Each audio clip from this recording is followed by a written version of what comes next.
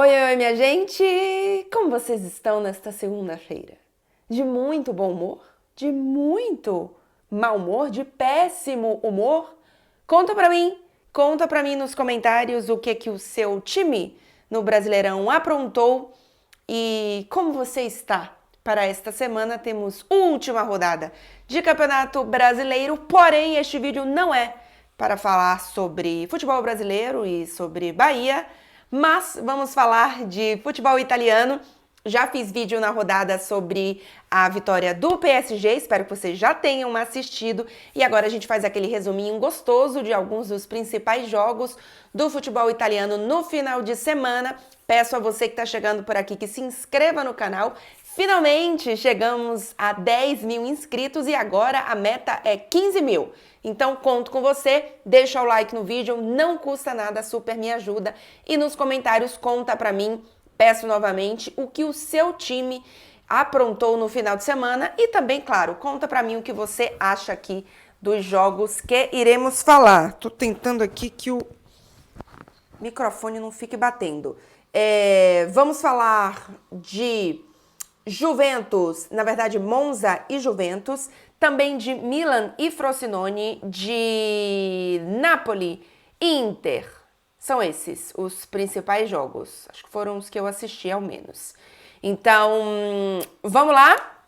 Começando por Monza e Juventus. A Juventus venceu o Monza por 2-1, com gols de Rabiot no primeiro tempo, logo no início. Depois, nos acréscimos, o Carboni empatou pro Monza. E aí, 2 minutos depois, já aos 94, o Gatti colocou a Juventus novamente na frente. O jogo da Juventus é o seguinte: vamos tentar fazer um gol aqui, depois a gente segura esse jogo até o mundo acabar. É isso que essa Juventus faz. Fez o primeiro gol com o Rabiot aos 12 minutos. E eu lembro que eu tava assistindo o jogo e eu pensei assim, nossa, primeiro que o jogo acabou. Porque a Juventus, precisando fazer gol, ela não faz muito para fazer o gol, assim, ela não, né, não corre muito atrás, não tenta ser muito ofensiva. Imagina agora que faz 1-0. A Juventus faz o 1-0 e, assim, fecha tudo. E eu tenho pena do adversário para conseguir fazer o gol em cima dessa Juventus depois que ela faz 1-0. Foi assim durante até os 92 minutos, quando o Carboni empatou a partida. Inclusive o Carboni comemorou e tal, não sei o quê. E depois, 2 minutos depois, o Gatti empatou. Teve treta, porque o Gagliardini foi comemorar que o jogo tinha acabado e não tinha acabado ainda. E aí, quem que foi? Alguém da Juventus respondeu que era pra... O jogo só acaba quando acaba, foi o Rabiot. E aí o Gagliardini responde, volta pra sua mamãe. Gente, ai, deixa eu contar pra vocês, a Juventus tá duro esse ano, viu? Tá duro. É a única que briga com a Inter pelo título, mas o jogo é triste, é feio de ver. E repito, muita gente, quando eu falo da Juventus aqui, comenta: ah, mas é competitiva, ah, mas vai brigar pelo título. Sim, é competitiva, vai brigar pelo título. Ainda acho que é a única, e a gente vai ver já na tabela, que é a única esquadra, o único time que tá fazendo isso. Mas não é bonito jogar, não é. É chato, é irritante ver quando o time faz 1-0 o que acontece e realmente não é meu...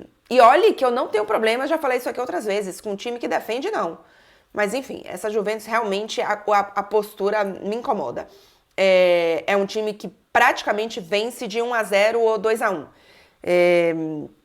Para fazer 2 gols, acho que, sei lá, nesse campeonato inteiro, acho que teve 3 placares que fez apenas mais de um gol. A Juventus tem 22 gols marcados na temporada, em 33 jogos, e sofreu apenas 9 gols.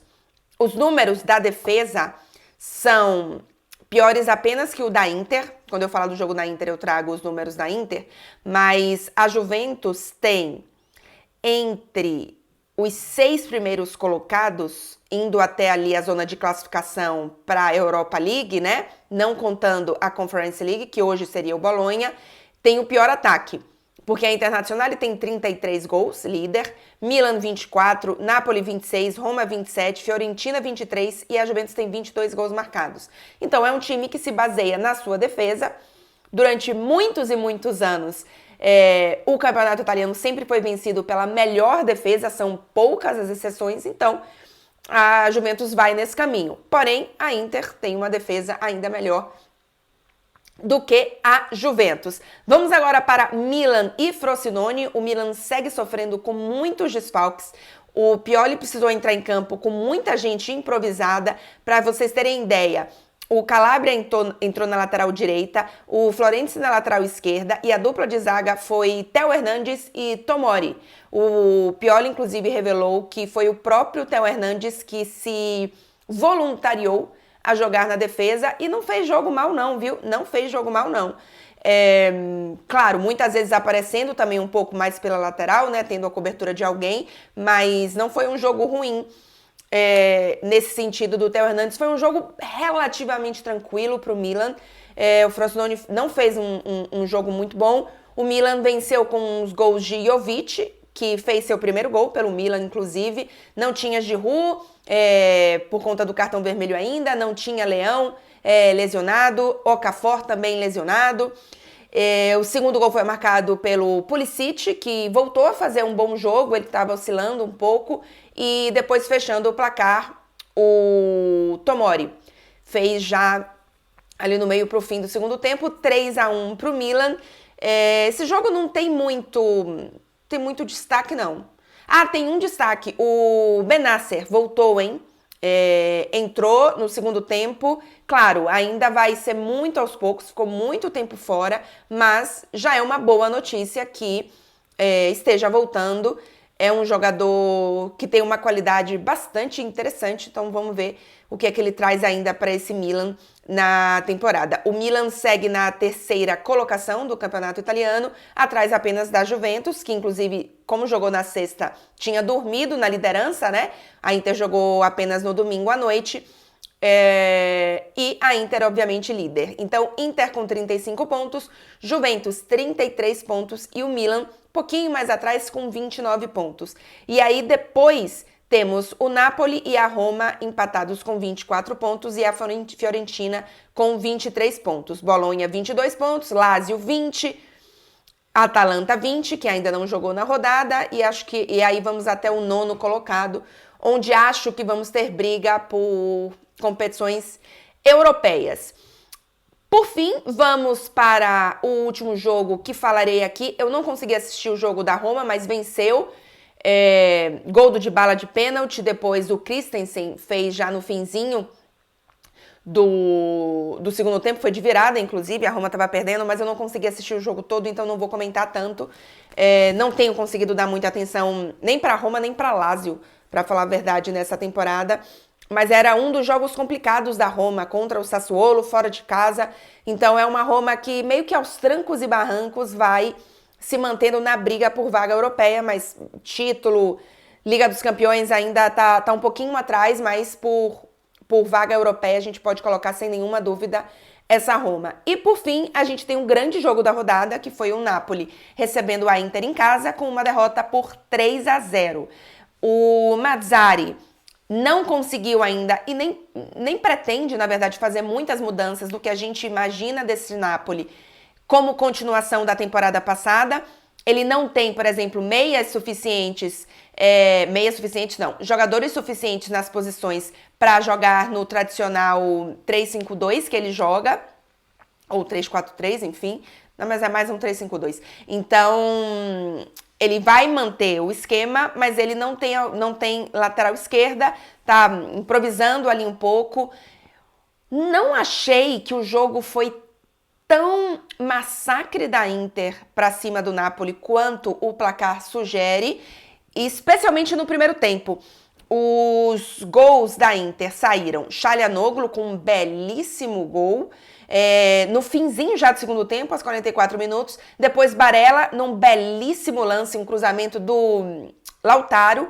E um gol do Barella que ele dribla, nossa, lindíssimo. Aos 61 minutos. E depois o Thuram como a Inter viveu sem o Thuram durante todo esse tempo, a gente nunca vai descobrir. E fechando o placar aos 85 minutos, né? Então já faltando ali minutinhos para a final. Então o segundo tempo da Inter foi muito bom.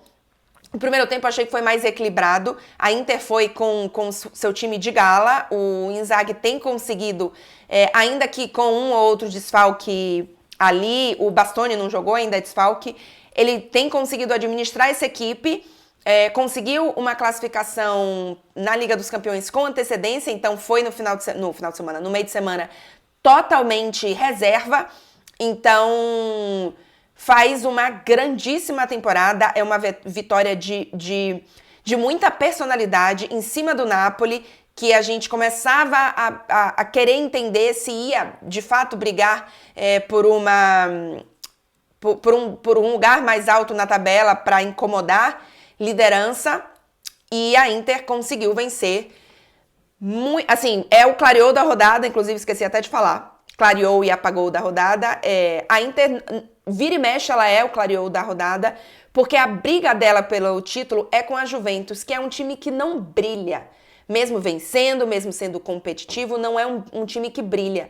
Então, essa Inter é quem tem brilhado com mais constância e é o clareou desta rodada. O apagou desta rodada, é difícil você não dar o apagou para a rodada para o Napoli, que toma 3-0 em casa.